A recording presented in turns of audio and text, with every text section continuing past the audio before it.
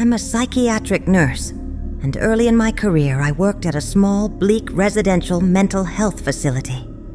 It was the kind of place tucked away from civilization, surrounded by miles of overgrown land, where night brought an unnatural silence that felt as if the earth itself were holding its breath. It was in this dim, isolated facility that I met a resident, I'll call him Marion Duchene. Marion was what we termed an elective mute. He didn't, or couldn't, speak.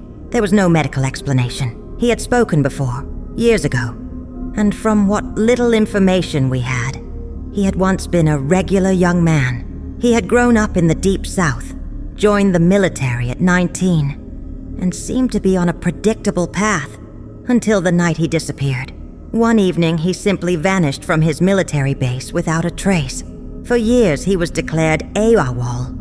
His name was passed through registries, bulletins, and military lists, but he remained a phantom. Eventually, after 10 long years, he was declared missing and presumed dead. But then one night something happened that the staff at a VA hospital in my part of the Midwest could never have expected. A towering man, nearly 7 feet tall, walked through their emergency room doors, caked in dust. He looked gaunt, his eyes hollow, but his clothes were pristine. The same clothes he'd been reported wearing the night he disappeared. And he said one sentence, clear and chilling, to the receptionist. "My name is Marion Duchene, and I've been dead for 10 years. And then he fell silent. Those were the last words he ever spoke. He had no identification, no belongings, no sign of having eaten, or even existed anywhere in those 10 lost years. His social security number hadn't been touched, and his fingerprints, although a perfect match to the records, only deepened the mystery. The family was notified, but they didn't want him. They had grieved, held funerals, mourned, and accepted his absence. To them, this man wasn't Marion Duchene. They whispered of a haint, a kind of spirit in the South that looks like someone you know, but isn't quite them. They refused further contact, stating firmly, "Our Marion is dead. This one isn't him." That was how he came to the facility. And that was how I met him.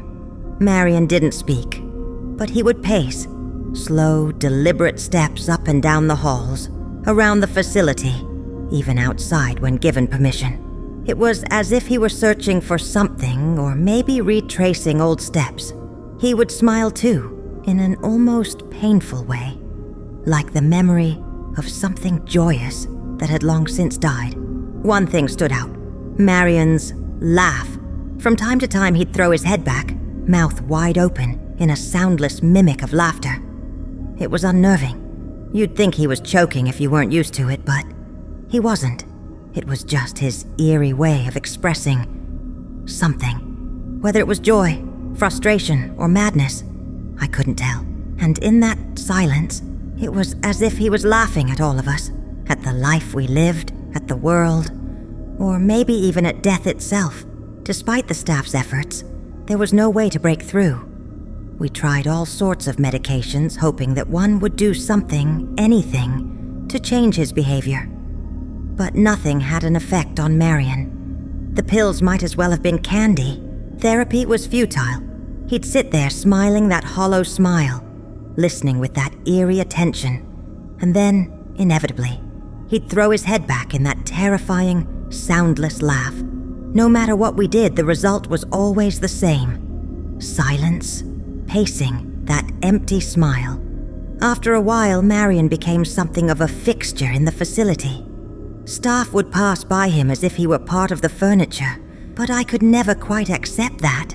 There was something wrong, something profoundly unsettling about him. The shadows in the corridors seemed darker when he walked by.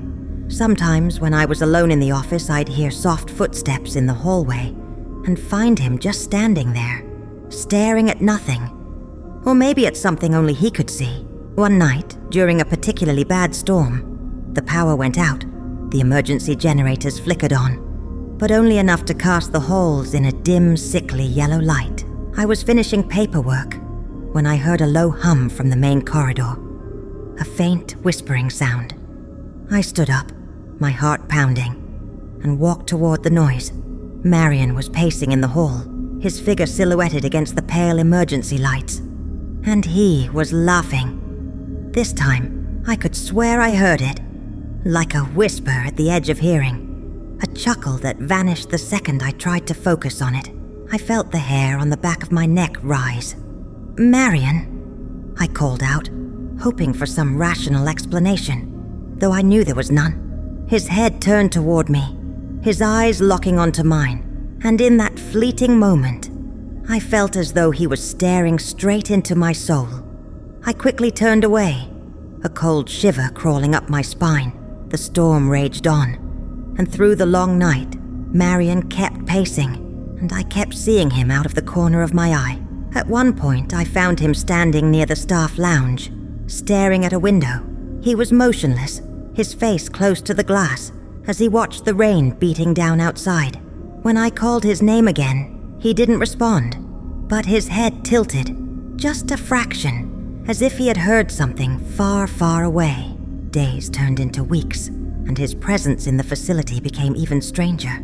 The other residents began to complain. They said they felt cold spots in the hallways, whispers in the dark, like someone was trying to talk to them but couldn't. Several reported nightmares about a tall man, silent and grinning, lurking just at the edge of their vision. One evening, a young nurse new to the facility came to me in tears. She had seen Marion standing outside her window, though she was on the 3rd floor. I tried to reassure her that it must have been a shadow, perhaps a trick of the storm outside. But deep down, I wasn't so sure myself.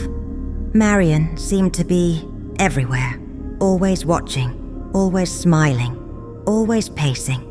And then came my final day at the facility. I had accepted a position at a larger hospital, away from the constant dread that Marion brought to my life. As I walked through the halls one last time, I saw him in the parking lot, moving in his usual slow, deliberate steps, his face turned toward the sky, his mouth open in that silent, mocking laugh. A strange urge gripped me. I approached him, watching as his head slowly tilted down to meet my gaze. His smile widened, his eyes glittering with something unfathomable, something inhuman. I found myself asking, "What are you, Marion? Why are you here?" For a brief moment, I thought he might actually respond. His mouth moved, forming silent words, shapes that meant nothing, yet filled me with a primal terror. I could feel the weight of his silence pressing down on me, suffocating me, drowning me in something ancient, something vast and cold. I turned and left, without looking back.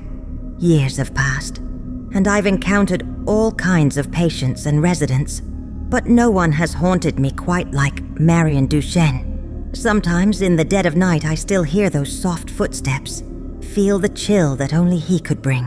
And I wonder, did I leave him behind in that facility? Or did he somehow follow me?